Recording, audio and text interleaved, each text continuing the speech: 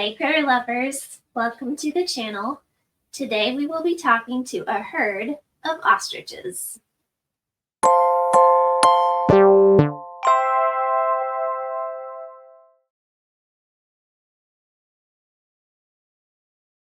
So today I was wondering what animal would like to come on the show. So I asked the animal kingdom and they told me ostriches. This story is from Arrow Lake News and the headline reads, Ostrich cull protested in Vernon ahead of judicial review. A cull is basically where they're putting animals down, a bunch of animals down. So this is happening in British Columbia in Canada. And the way that I understand this article, this is this farm called Edgewood Universal Ostrich Farm. They have currently this herd of nearly 400 birds. And in December, a bunch of the birds came down sick, and I think it was 67 of them ended up passing away. And essentially, what happened was the Canadian Food Inspection Agency came in back in December and essentially said that, well, this is avian flu, so since they had the avian flu, you need to put the flock down. So they were supposed to be February 1st. And what has happened is that the farm hired a lawyer and challenged the CFIA decision in federal court. So they're challenging the directive of the Food Inspection Agency to put these animals down. They did get a stay order on January 31st. So right now, the ostriches are safe until this advances further in court. They're going to have more arguments and a judicial review in April. So essentially, that is what the protest is about, is this requirement to kill animals after they're all recovered from whatever it is that they had.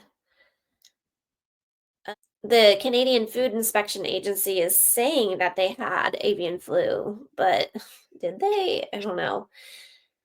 By the way, I did talk to the ostriches about this, and I will share that with you in a minute. But so the co-owner of the farm has said that at this point they have herd immunity. All the sick birds are recovered. Why do we have to kill the whole flock? And so that's basically what the protest was about. And it's funny because people dressed up like ostriches, Save Ostrich Science. So I decided to talk to the ostriches, and I just wanted to share with you what I heard from them.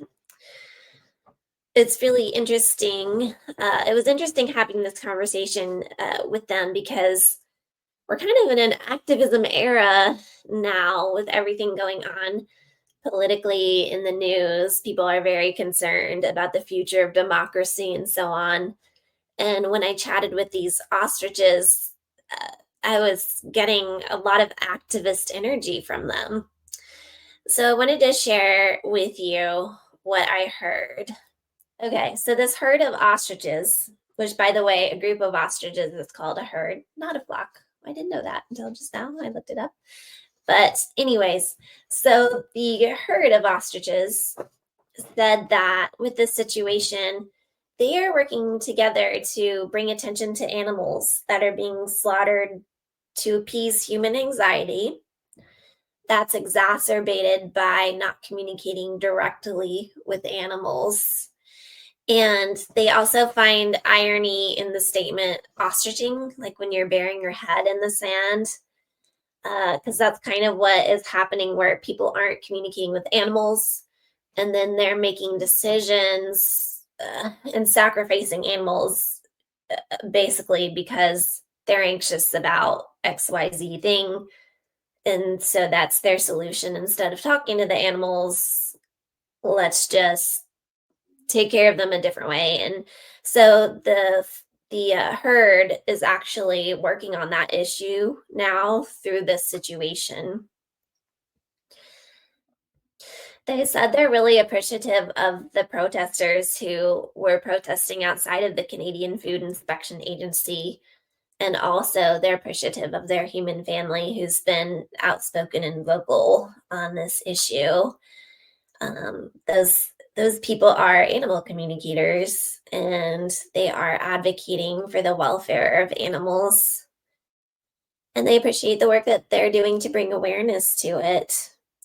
I asked if they actually had the avian flu, and they said no. So take that as you will. Um, and I don't know. The Canadian Food Inspection Agency said they tested for it, but who knows? It doesn't, from the article, it doesn't look like it was very transparent, their process. Yeah, and I don't know. There can be different strains of flu types that are communicable amongst animals. So I don't know much about that, but the avian flu specifically, when I asked, they said they did not have that. Obviously, there was something. Obviously, there was some illness that they had, but they're saying it wasn't avian flu. So, so they also said that ostriches know how to fight back, and it's not always in physical ways that we need to fight oppression specifically, but sometimes this fighting is happening on a spiritual plane. So you're not necessarily going to see them like squawking and running after something, but there's also a spiritual type of work that is happening. And this is where, one thing that I've really learned over time with animal communication is that there's more to the world than what we see physically with our eyes at play a lot of times. And that's a great reminder for us because a lot of people have been getting into activism lately with everything that's going on politically in the world. And that's kind of a good reminder that there's more going on than we can see with our eyes. And there are things happening at play spiritually. So that's an important thing to remember. When I say spiritually, I mean the interconnectedness that we all have with each other and the fact that we can communicate telepathically with each other. There are things that are happening on that plane, consciousness, on a consciousness level. So I asked them how we can help them. And one thing that they mentioned was animal communication and the importance of bringing awareness to it and normalizing it. We all have the ability to communicate with animals, but it kind of gets shamed out of us growing up. And so just, talking to other people about it, talking to the animals and letting other people know that we talk to animals and, pulling it out of this weird taboo space and into mainstream is actually really important work right now. And another thing that they mentioned is this is what I wrote down: democratic institutions must include the voice of nature to be healthy. So, in spite of everything going on and the fact that the ostriches are up against this fight to have their community extinguished, basically, in spite of that, they're expressing a sense of optimism, purpose. They're um, determined. They're determined. They're not letting it get them down, and they're still finding their joy in the day to day. And they have advised that it's really important for us as humans to be doing that too in the, day to day advocacy work that we're doing. So, as I wrapped up my conversation with them, they said that in order to be effective activists, what we need to do is lean into our own power and have faith in the community of love.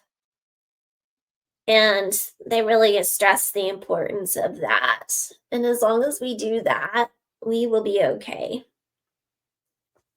So, yeah, Homo sapiens, are not the only activists in the world. There are also activists within the animal kingdom. In this case, a herd of ostriches is working very hard to get the word out about the importance of animal communication and how important it is to include nature's voice into how we are governing ourselves and how we are making decisions on the day to day. So I hope you found that helpful. Thank you for watching. Don't forget to like and subscribe, and I will see you here again next time. Take care, everybody.